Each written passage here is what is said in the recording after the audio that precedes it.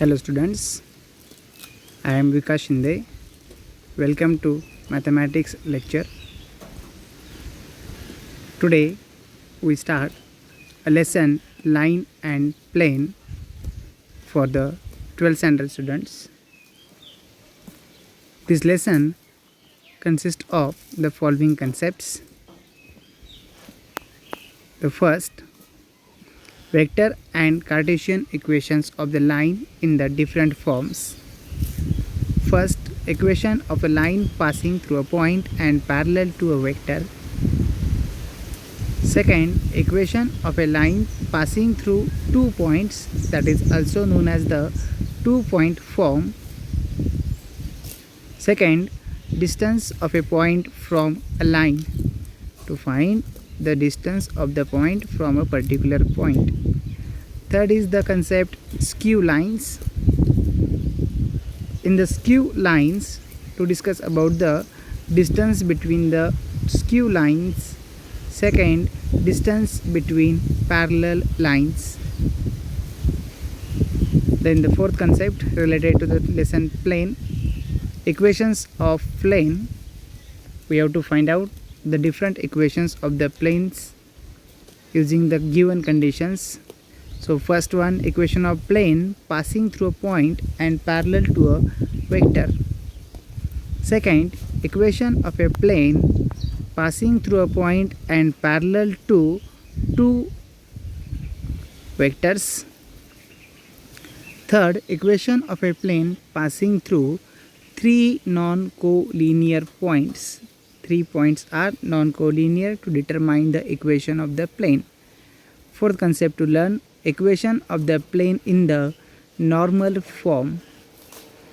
And next, last, equation of plane passing through the intersection of two planes. Next concept to learn, the angle between the planes.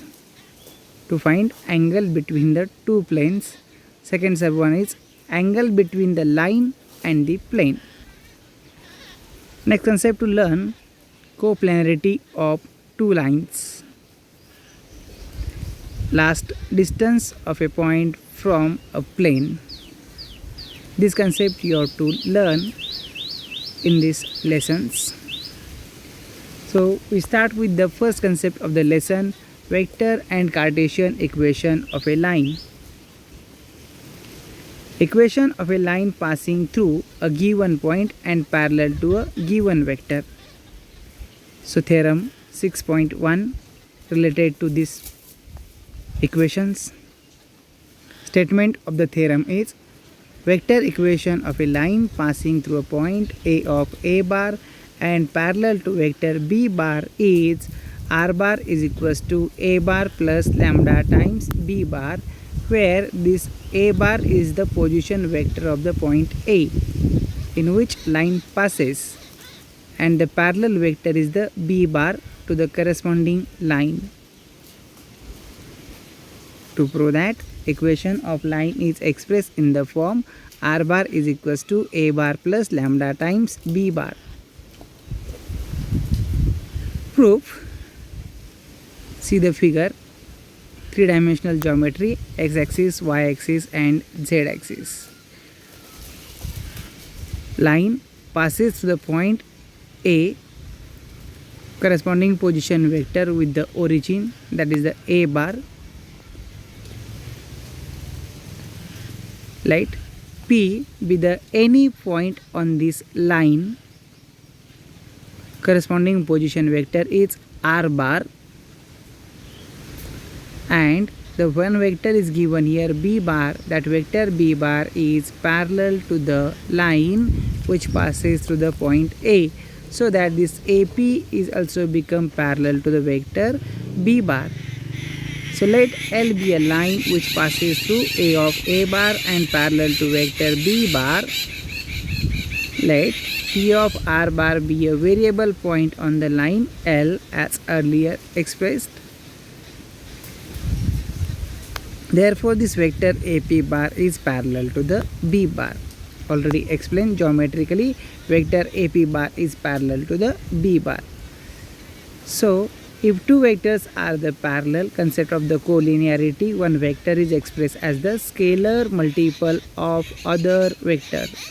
So AP bar is equal to lambda times B bar, where lambda is a scalar. Okay.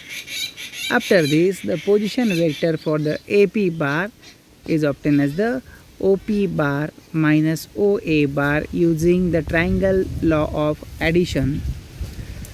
Vector OP bar position vector is R bar and vector OA bar position vector is A bar. See in the equation, R bar minus A bar equals to the lambda times B bar. Minus A bar vector shifted to the right side become the plus. So equation here obtained is R bar equals to A bar plus lambda times B bar. This equation represents equation of the line L. Vector equation of line passing through the A of A bar and parallel to the vector B bar. Now let us see the remark for this theorem. Each real value of lambda corresponds to a point on the line L, and conversely each point on L determines unique value of lambda.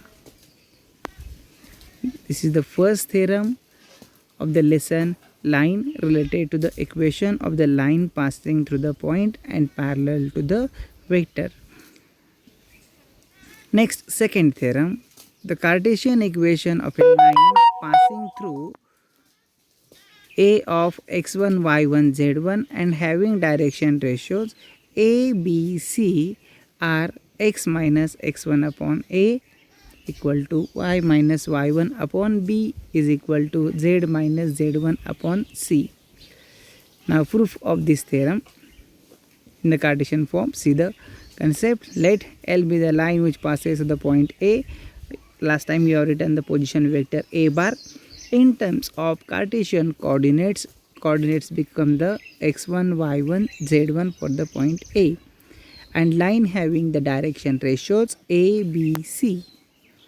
Let P of x, y, z be a variable point on the line L other than the point A. Therefore, direction ratios of the line L becomes x minus x1, y minus y1 and z minus z1.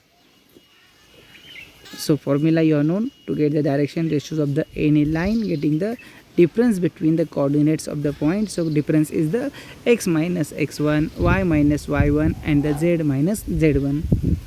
Then the next is direction ratios of the line L are the ABC, but line L and the line AP are the parallel. Direction ratios are proportional. Proportionality expressed as x minus x1 upon A equal to the ratio y minus y1 upon B equal to the ratio z minus z1 upon C.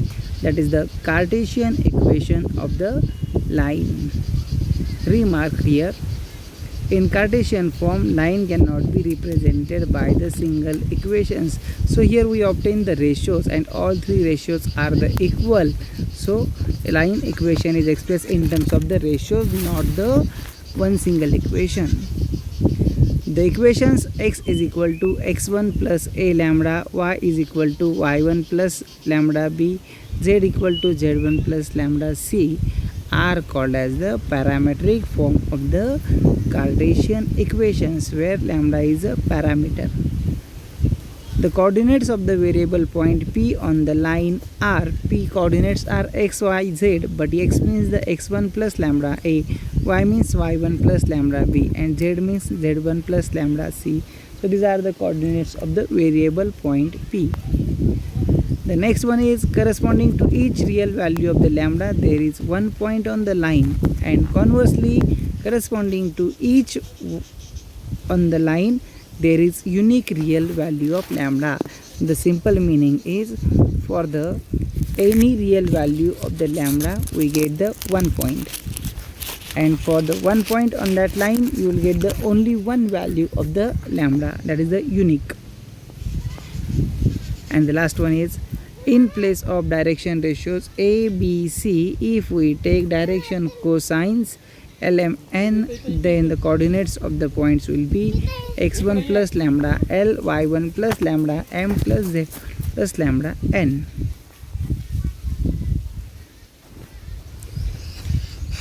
So we stop here.